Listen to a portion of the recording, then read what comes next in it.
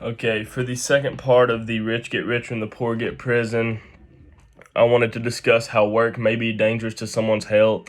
And this topic really hit home with me because my grandpa was a coal miner, and all the exposure to all the coal dust is in the end what killed him. So I just found it interesting to go in and see how someone's job can be detrimental to their health. And when the President's Report on Occupational Safety and Health was published in 1972, the government estimated the number of job-related illnesses at 390,000 per year, with a death toll of 100,000 per year. And also in the year 2010, the U.S. Department of Labor Statistics reported 3.1 million workplace injuries and illnesses. Half of these resulted in the loss of work days, job transfers, and restricted duties while at work.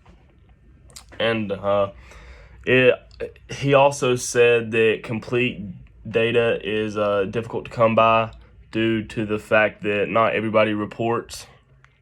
And I'll get into the reason why some people don't report here in a minute. And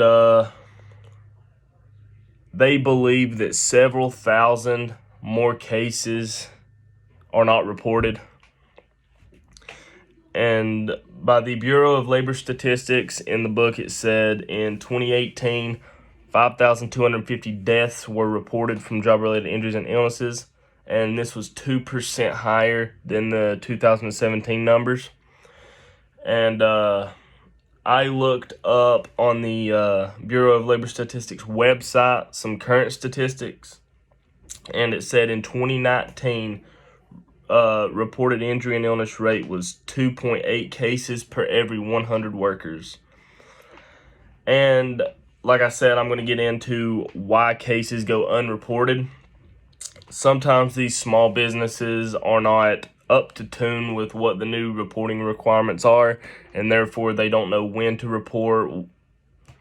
And employers may also not report in order to hide unsafe practices. If they're not running their business the way they should be, they're not going to report because they don't want to get in trouble. They don't care about the employee, they just don't want to get in trouble.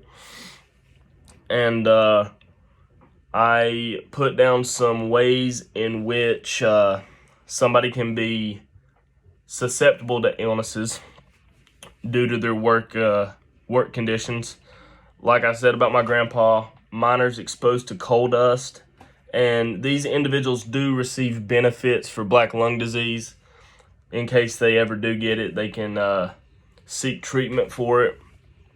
And the next one is textile dust. These cotton textile workers work in these textile plants hours upon hours, and sooner or later the textile dust is going to get to them, and it can be very unhealthy for them.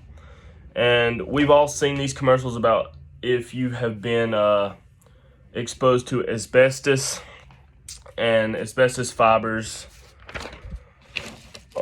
Steel workers are at an increased risk of harm due to tar that comes from coal.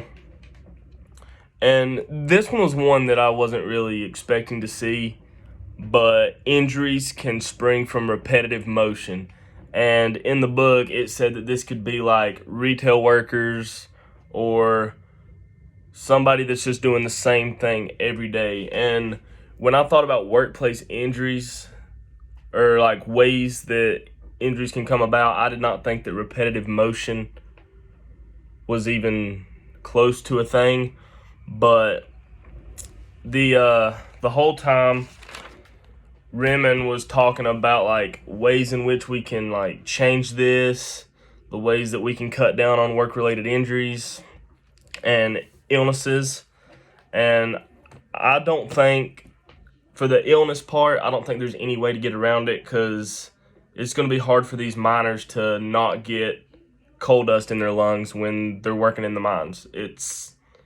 I guess you could have them wear like masks or something, but they're still going to be exposed.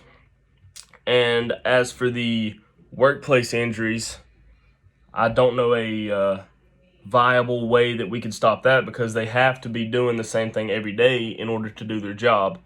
So But I do agree with him when he says that something has to be done, because if we go back up here, looking at all these injury and death statistics, that is a high number. That is way too many people dying from these illnesses and injuries.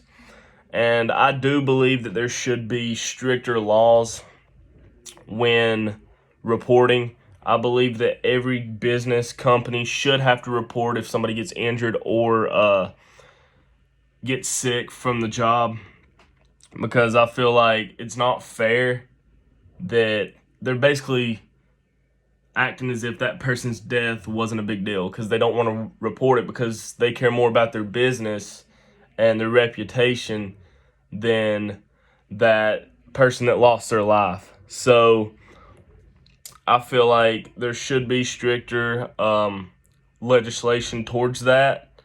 But at the end of the day, you're not going to stop this from happening. There's going to be work-related injuries and deaths every day. There's going to be massive numbers every year, and I wish there was a way to stop it, but doing all the research and looking at all this stuff, I just don't see a viable way in which this could be stopped.